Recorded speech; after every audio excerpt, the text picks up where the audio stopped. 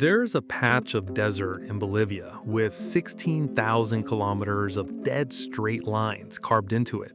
That's about 3 times the width of the entire United States, laid out in lines you can barely see unless you're standing on a hilltop or floating above it in an airplane. Nobody knows who made them. Nobody knows why.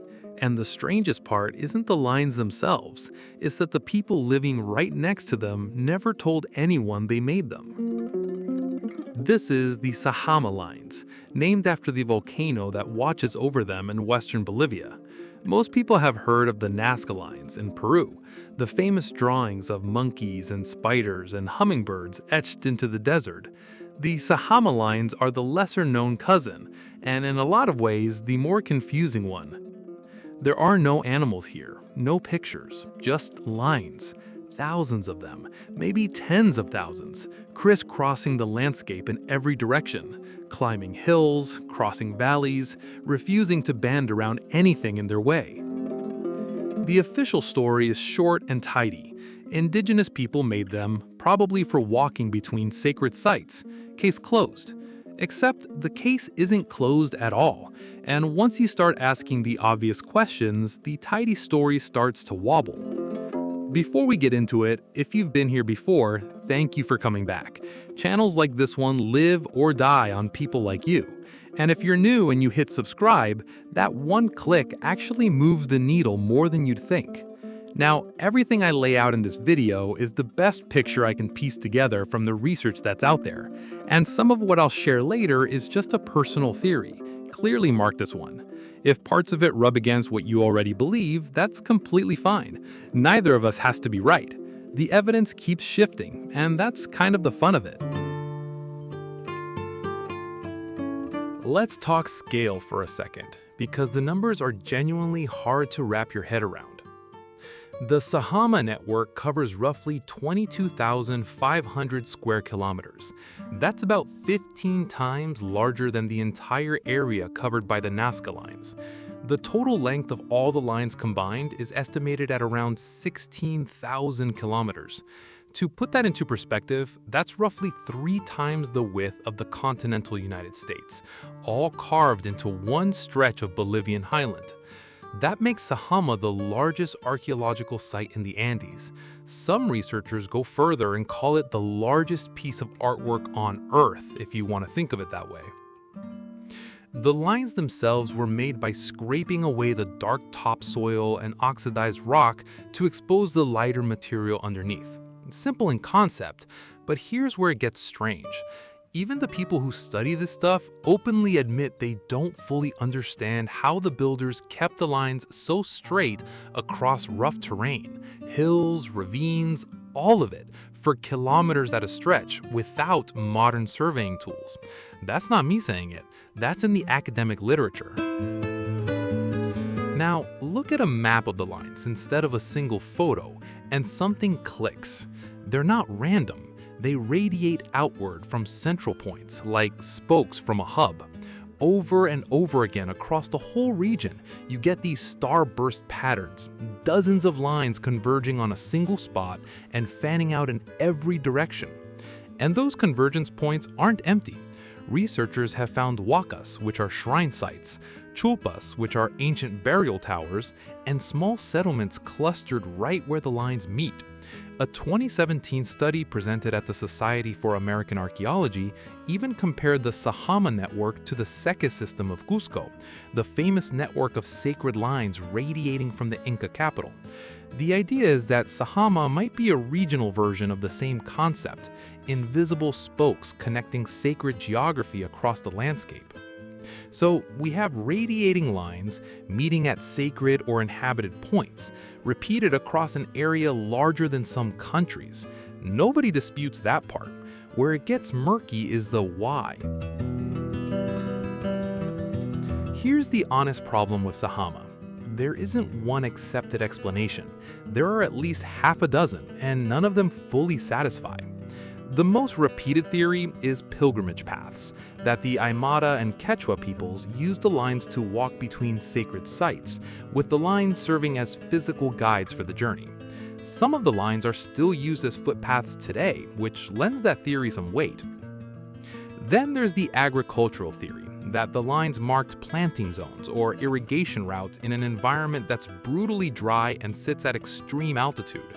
It makes practical sense, but it doesn't explain why someone would carve a line for 16, 20 kilometers in a dead straight shot across multiple hills just to mark a field boundary. Aymara oral tradition has its own answer, and it's worth sitting with for a second. Some accounts describe the lines as the work of superhuman beings who lived in the region long before recorded memory.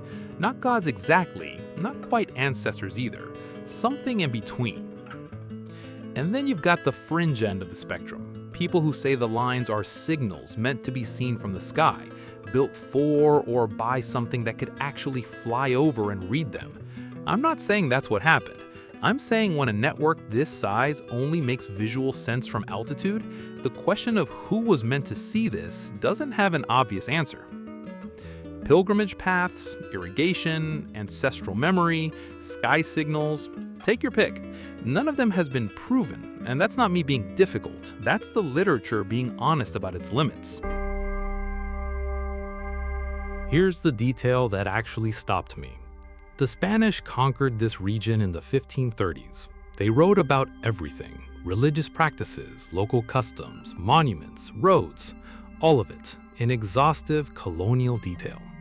They wrote about the Nazca Lines in Peru, far to the north. But there's no known Spanish account from the 1500s or 1600s that mentions the Sajama Lines. Not a passing reference, not a footnote.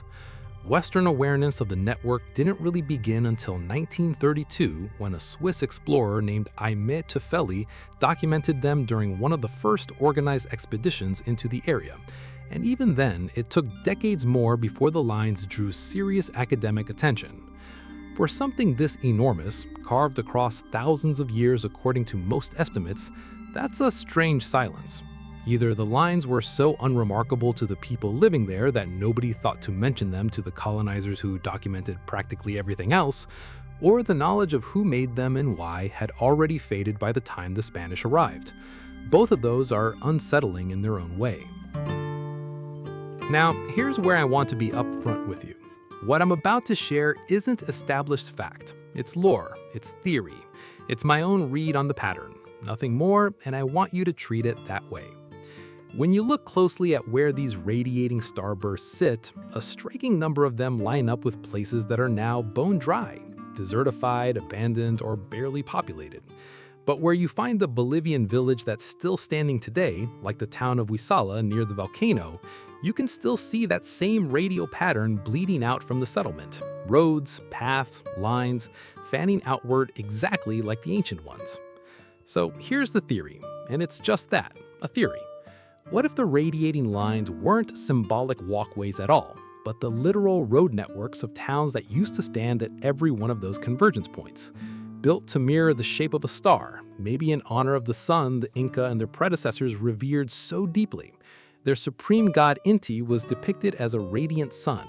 Their holiest temple in Cusco was sheathed in gold to reflect it, and the gateway structure at Tiwanaku is still called the Gate of the Sun to this day. If a culture built its sacred capital around solar imagery, it's not a stretch to imagine smaller towns built the same way, radiating outward like the thing they worshipped. And if that's true, then what we call mysterious lines today might actually be the skeleton of something that used to be much bigger. The roads survived, the towns at their center didn't. What happened to them, nobody can say for certain. But the same pattern repeats itself in ancient sites across the world, in places where something clearly fell silent and was never rebuilt. That's the theory. I have no hard proof for it.